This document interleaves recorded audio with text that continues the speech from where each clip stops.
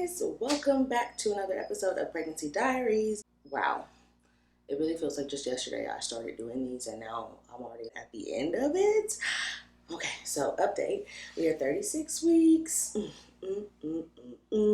Cravings, still my sweet stuff, cookies and milk.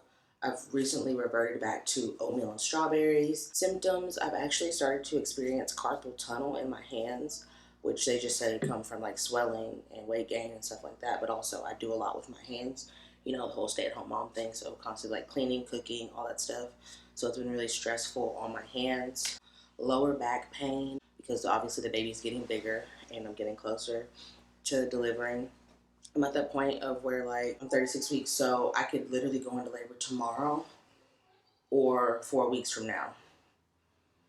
Literally, so that's great. Last week baby was breech, so let's go to the doctor's appointment and then we'll come back after that. It's not too early in the morning, but when my driver picked me up, I was just so tired. I just didn't even want to get out of the bed. Plus, it was like rainy and gloomy and gray outside, so those are always the best days to stay in bed. But I gotta go to my appointment because we're literally at the finish line, so let's just go ahead and get it out of the way. We arrive at the doctor's office, and I'm getting ready to get out the car, and it's like my body was just filled with dread getting ready to go in here. Every pound that I gain, the heavier my body gets, and for some reason, obviously, my face gets fatter, and that makes my neck even more non-existent. But after waddling into the building, I signed in and waited for my ultrasound that we're doing first.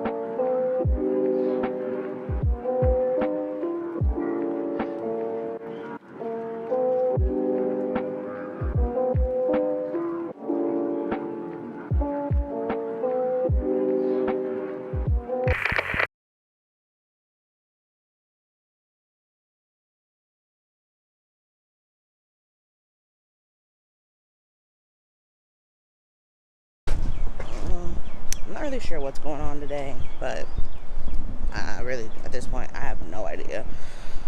They just called me, and then when I answer the phone, they ain't even say nothing.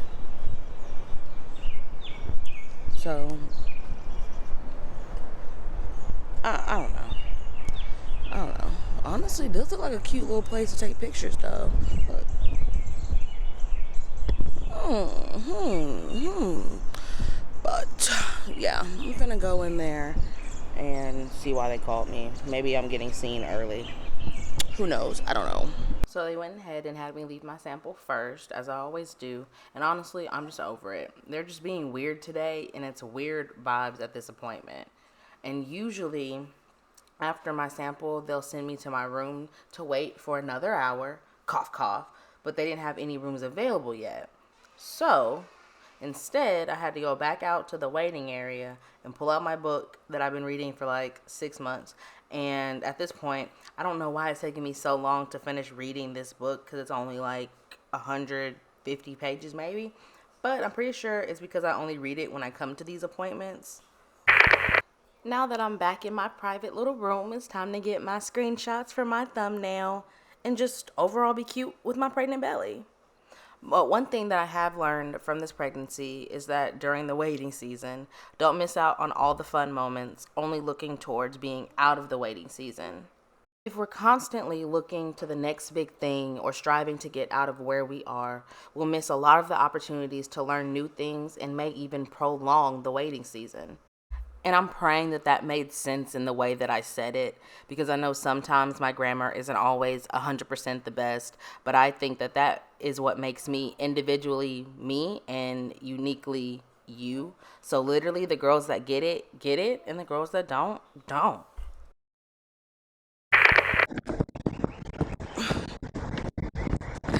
my gosh. Just like how big we are. Y'all think, can y'all really tell me that y'all think I want to come to these little appointments? But I'd be wrong if I cancel my appointment.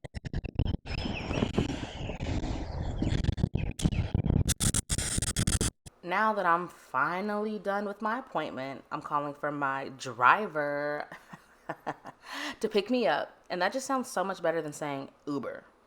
And I'm not paying for it, so yeah. But like I was saying earlier, having this opportunity to be pregnant again, God has set me apart this time around, and I have learned so much.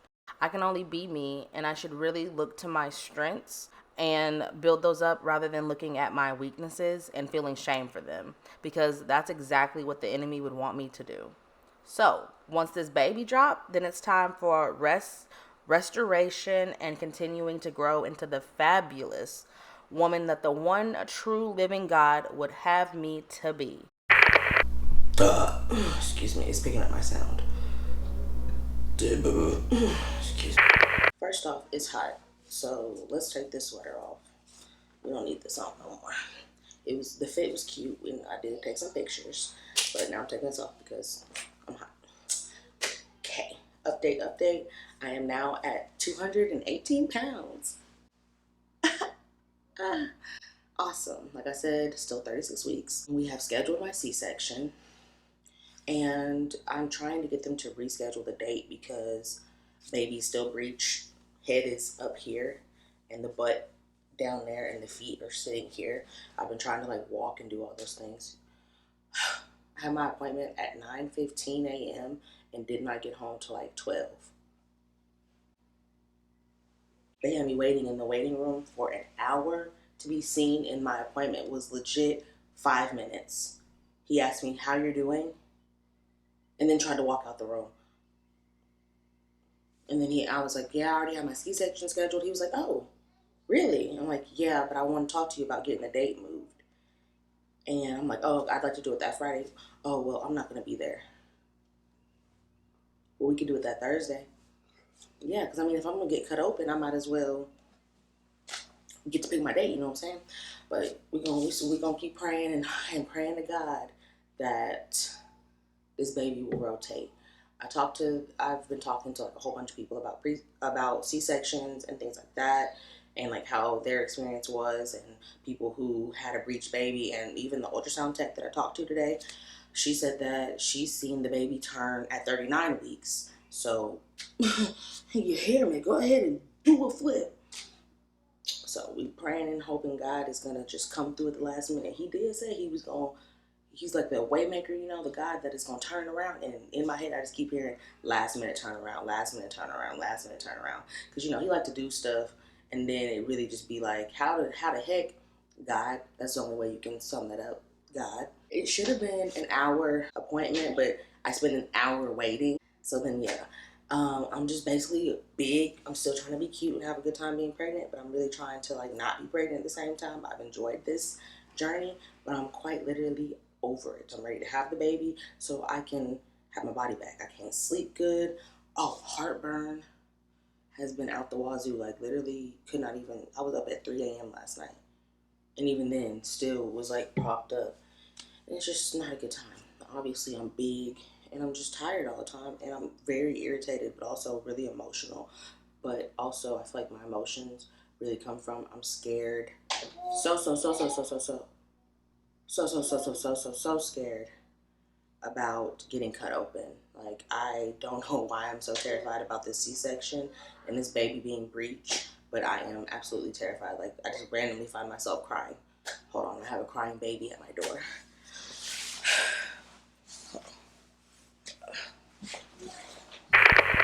Okay, back from our mini commercial break.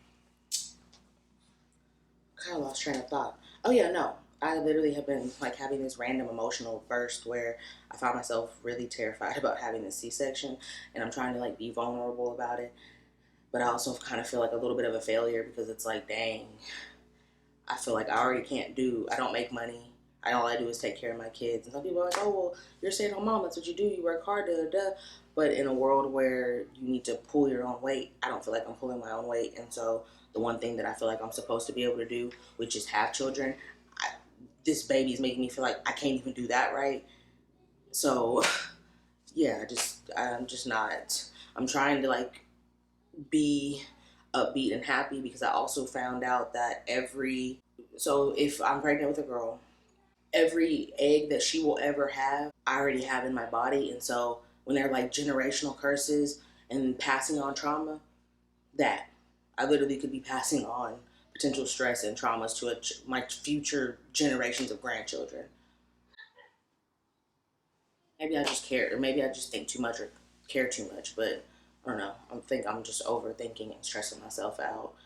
But it also, because it's like I'm 36 weeks, please just flip. I don't want to get cut open because of the healing process. And I also, like, I have people that are supporting me, but I'm just tired of asking for support and asking for help. And when you're pregnant, you're supposed to have a village that's just there. And I don't want to constantly be asking and asking and asking. And then the people that want to be a part of my village, I feel like I can't trust them. And there's so much just stuff on me that I don't feel like I can share with people. And it's a lot. And I just feel like no one really just understands all of the pain and the issues that I have to deal with. And yeah. And I feel like sometimes as like content creators and people who put our lives on the internet to share with people, people are like, oh, you guys are oversharing and blah, blah, blah. But if no one talks about it, how do we get past it? How do we make it a normal thing to where people have these conversations and we're able to relate with one another?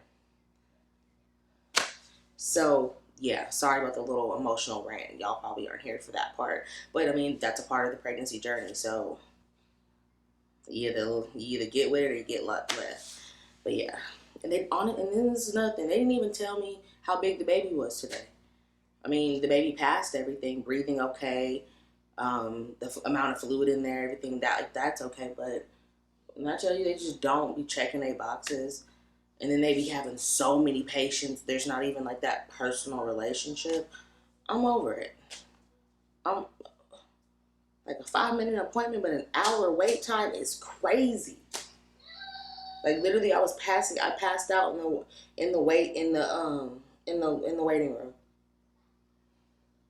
Like how my appointment at 10:15, I don't go back there until 11 after 11 o'clock. I digress. But like I said, we're at the point where at any point I could go into labor. So this may be one of the last couple of episodes. Well, we're already getting down to the last couple of episodes. Like we only got a couple more weeks left. But this could be like one of the last doctor's appointments visits, you know what I'm saying?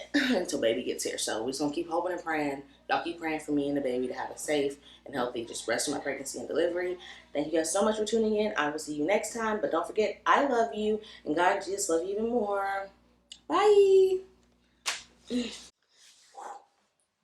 Oh, hold on. Let's do a bump update.